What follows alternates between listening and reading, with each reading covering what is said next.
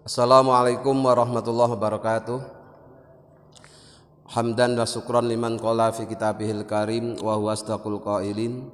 A'udzu billahi minasyaitonir rajim. Bismillahirrahmanirrahim. Yarfa'illahu alladziina amanu minkum walladziina utul ilma darajat. Shadaqallahul azim, amma ba'du. Hadirin ma'asyiral muslimin hafizakumullah. Mulai sore ini kajian kitab Riyadhus Shalihin akan kita lanjutkan. Yang biasa kita baca pada malam Jumat, maka akan selalu kita baca menjelang berbuka puasa. Pada sore hari ini telah sampai pada bab tafakur. Bismillahirrahmanirrahim. Babun fit tafakuri. Bermula ini bab menjelaskan tentang tafakur.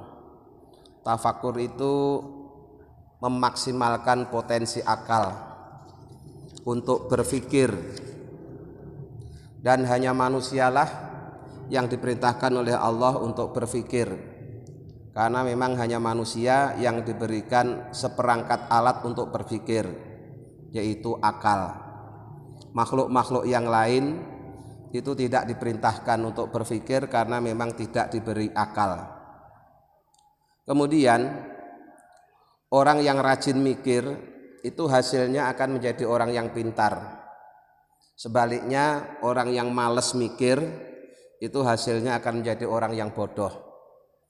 Jadi setiap kita itu sebenarnya diberi alat mikir yang sama, tapi dalam hal penggunaannya itu masing-masing orang beda-beda. Ada yang rajin mikir, ada yang malas mikir. Kemudian sama-sama mikir itu ada yang cepat, itu biasanya orang yang cerdas, tapi ada juga yang mikirnya itu lambat, sehingga setiap kali merespon sesuatu dia selalu terlambat karena mikirnya terlambat. Terkait dengan berpikir itu dalam Al-Quran banyak sekali ayat-ayat yang menjelaskan tentang keutamaan berpikir atau tafakur. Di dalam hadis itu juga Rasulullah bersabda, tafakkaru sa'atin khairun min ibadati sittina sanatan, bahwa berpikir satu saat itu nilainya lebih baik dibanding ibadah 60 tahun.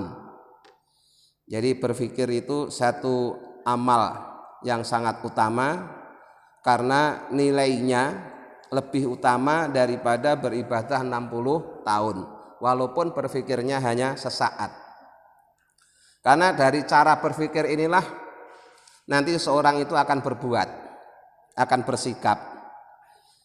Maka penting sekali kita untuk selalu memaksimalkan potensi akal kita guna untuk berpikir. Kemudian pertanyaannya, apa yang perlu kita pikirkan? Kenyataannya banyak orang yang justru yang dipikirkan itu sesuatu yang tidak penting. Ya, kita misalnya hanya memikirkan apa yang kita makan, terus di mana kita makan. Ujung-ujungnya hanya masalah yang sangat sepele yang sering kita pikirkan, atau mau makan apa, gitu. Di mana, bersama siapa, dan seterusnya. Sementara ada hal penting yang mestinya kita pikirkan justru sering kita lewatkan.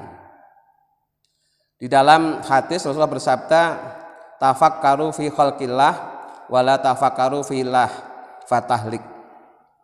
Berpikirlah kalian tentang ciptaan Allah dan janganlah kalian memikirkan tentang Allah. Karena kalau kalian memikirkan tentang Allah, alat pikir kalian itu tidak akan mampu, ya, tidak akan mampu menjangkau hakikat Allah. Maka kita tidak perlu memikirkan tentang hakikat Allah. Yang perlu kita pikirkan adalah ciptaan Allah atau bukti-bukti keagungan Allah. Qala Allah Ta'ala, Allah telah berfirman, Qul innama a'idukum biwahidah. Qul katakanlah olehmu Muhammad, innama a'idukum, sesungguhnya aku menasehati kalian biwahidatin dengan satu nasihat yang penting. Apa itu? antaqumu lillahi, hendaknya kalian menghadap Allah, berdiri tegak melaksanakan perintahnya Allah dan menjauhi larangannya, lillahi dengan ikhlas. Masna baik dengan berdua, wa furoda maupun dengan sendirian. Selain itu, summa tatafakkaru, kemudian kalian hendaknya selalu bertafakur. Ini satu ayat yang memerintahkan kepada kita untuk bertafakur. Kemudian di ayat yang lain, wa qala ta'ala, inna fi khalqis samawati wal ardi wa ikhtilafil laili wan nahari la ayatil liulil albab. Sesungguhnya dalam penciptaan langit yang 7, wal ardi dan bumi yang 1, wa ikhtilafil laili dan pergantian malam, wan nahari dan siang, la ayatin sungguh benar-benar merupakan bukti kuasa Allah, liulil albab bagi ulil albab. Jadi yang harus kita tafakuri yang pertama adalah tentang penciptaan beberapa langit. Bahwa salah satu bukti kuasa Allah itu adalah mampu menciptakan beberapa langit. Jadi langit ini yang menciptakan adalah Allah. Maka Allah itu sudah ada sebelum adanya langit. Siapapun yang ngaku sebagai Tuhan, maka pengakuannya tidak akan sah kalau dia baru ada setelah ada langit. Nah dulu kayak Fir'aun, Namrud, dan orang-orang lain yang mengaku sebagai Tuhan, itu semuanya adanya itu setelah ada langit. Sehingga tidak sah pengakuan dia sebagai Tuhan, karena dia tidak punya peran menciptakan langit. Jadi syarat untuk bisa jadi Tuhan itu harus sudah ada sebelum ada langit dan bumi. Kalau adanya setelah ada langit dan bumi, sehebat apapun dia bukan Tuhan. Dia bukan Tuhan karena tidak punya peran dalam penciptaan langit dan bumi. Nah, Allah lah satu-satunya zat yang sudah ada sebelum ada langit dan bumi. Kemudian pergantian siang dan malam. Malam terjadi untuk bagian bumi yang tidak tersinari oleh matahari. Sedangkan siang itu adalah bagian bumi yang tersinari oleh matahari. Nah, yang membuat seperti itu juga Allah. Yang demikian ini menjadi bukti kuasa Allah bagi ulil albab. Nah, sekarang pertanyaannya, ulil albab itu siapa? Tidak sembarang orang. Disebut ulil albab, tidak sembarang orang. Di ayat berikutnya itu dijelaskan tentang kriteria ulil albab, yaitu alladzina yadhkurunallaha qiyaman wa qu'udan wa 'ala junubihim.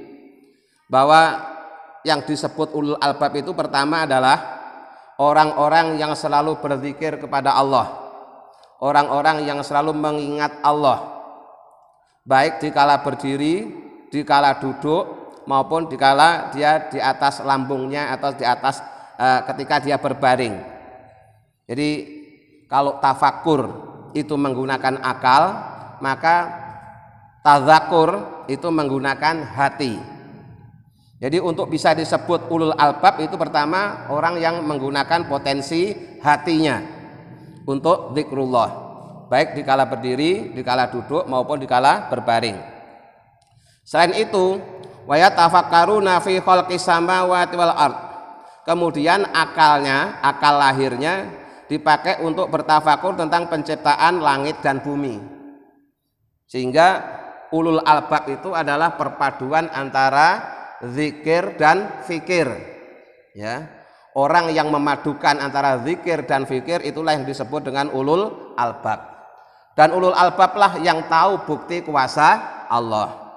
Jadi walaupun kita punya akal, punya hati, tapi kalau kemudian tidak dipakai untuk menyaksikan betapa Allah itu zat yang maha agung, maka kita tidak disebut sebagai ulul albab.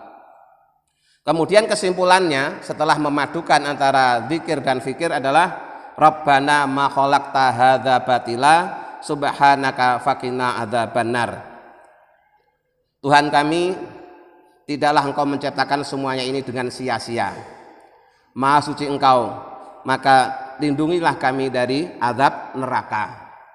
Jadi seseorang yang memadukan potensi zikir dan fikirnya, dia akan menyadari akan kelemahannya dan dia akan mengakui betapa Allah Maha Agung dan Maha Kuasa. Dan terbukti semua ciptaan Allah itu tidak ada yang sia-sia. Walaupun bisa jadi kita menganggapnya sesuatu yang sepele, yang merugikan, tapi ternyata di kemudian hari itu sangat menguntungkan. Ya, yang baru saja kita alami misalnya dengan Allah menciptakan virus corona. Mungkin orang akan berpikir ini sesuatu yang merugikan, ya, karena terbukti di mana-mana banyak menimbulkan orang sakit, bahkan bisa menjadi penyebab kematian.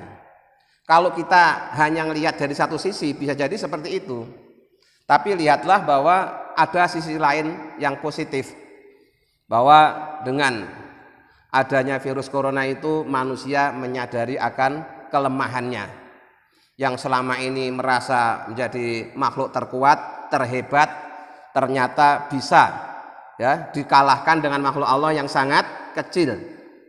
Nah, kemudian di sisi lain, sisi positifnya adalah manusia yang dikaruniai akal kemudian tertantang untuk membuat vaksin, ya, sehingga dengan mengerahkan ilmunya dia melakukan eksperimen sampai kemudian berhasil menciptakan vaksinnya. Dan ini semuanya adalah hikmah kebaikan yang muncul dari Allah menciptakan virus corona. Di samping juga kita kemudian dilatih untuk hidup disiplin dan sehat. Saya kira sore ini sampai di sini dulu. Insya Allah yang lain-lain kita lanjutkan pada pengajian berikutnya. Selanjutnya mari kita sambut datangnya waktu maghrib ini dengan berdoa.